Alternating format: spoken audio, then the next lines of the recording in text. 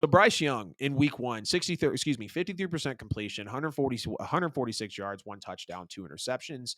He really gambled too much on those two picks that he had, if I'm just being honest. Both went to the same player in the same spot on the field. Check his passing chart. Jesse Bates was like, welcome to the NFL, Bryce Young. Jesse Bates with a great Falcons debut, by the way. Falcons defense, absolutely nuts. Bryce Young probably faced the best defense of the weekend with these rookie quarterbacks. Now, he did just have one deep shot, which was an incompletion. But overall, I feel like this was a very simple and textbook version of Bryce Young, kind of like week one preseason. Nothing special, nothing interesting, like a little bit of movement like we saw in week two. So kind of mixing in some of that week two preseason. But, everything mostly, you go look at his passing chart, 15 yards and in, 140-yard attempt. The longest completion was 12 yards. Now, I do understand again that he was, and like I just mentioned as well, he did face that Falcons defense, which is arguably one of the, or the most challenging one out of all the rookie quarterbacks. What's going on, Ron? Good to see you.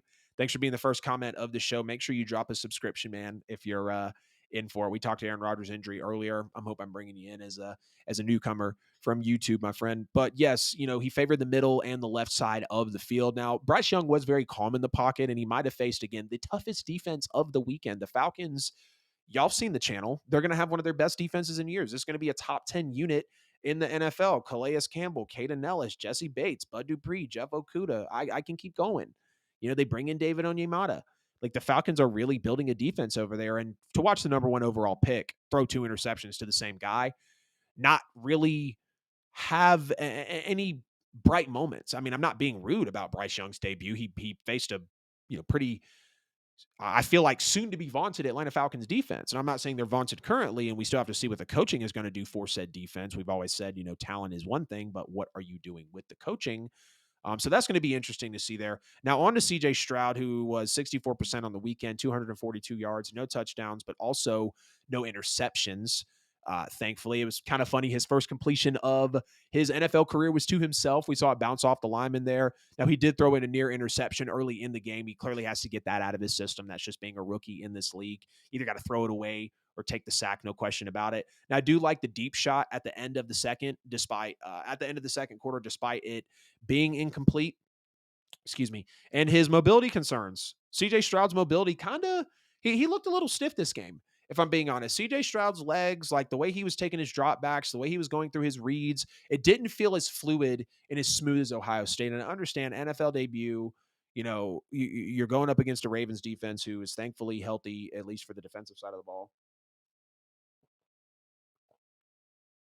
So, I mean, he had a challenge, right? He definitely had a challenge in this game again, but still 64% completion, 242 yards.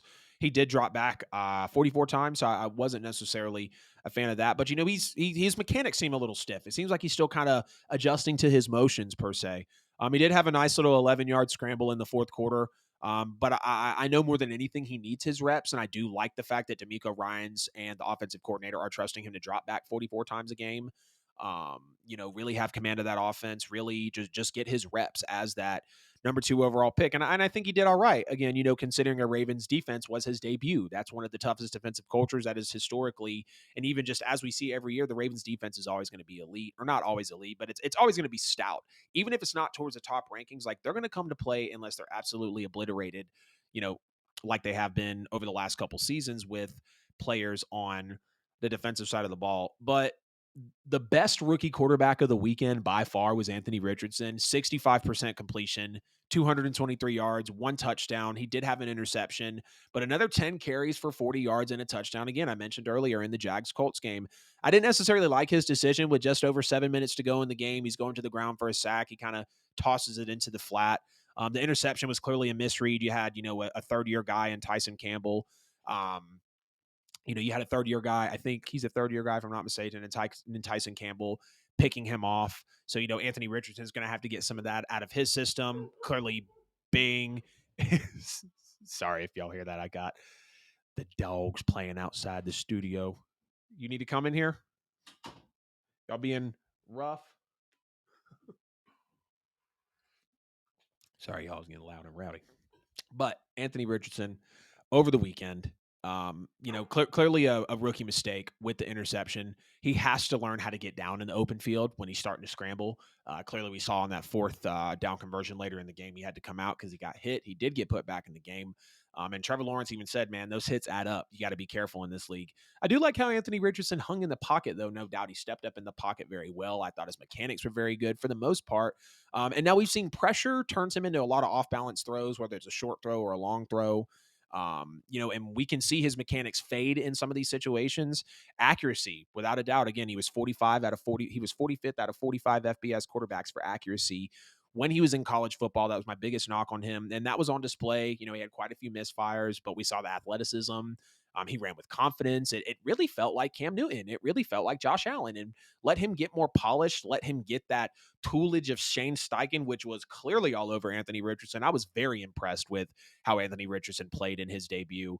In my opinion, he looked like the best quarterback of the weekend, with him being easily the most raw prospect of the weekend and having the least amount of experience and games under his belt of the weekend. Bryce Young, um, national champion. God, I feel bad for asking that sometimes. I'm in college football for sure, but it's just not all the way with the details like I am with the NFL. But in terms of ranking them, number one, Anthony Richardson, number two, CJ Stroud, number three, Bryce Young. I'd like to keep up with them as the season goes on. Not sure about Will Levis. He's a third stringer behind me, Malik Willis, who is behind Ryan Tannehill. And Stetson Bennett's dealing with a shoulder injury, unfortunately, and shit the bed at the end of preseason. So we can't say too much about that there.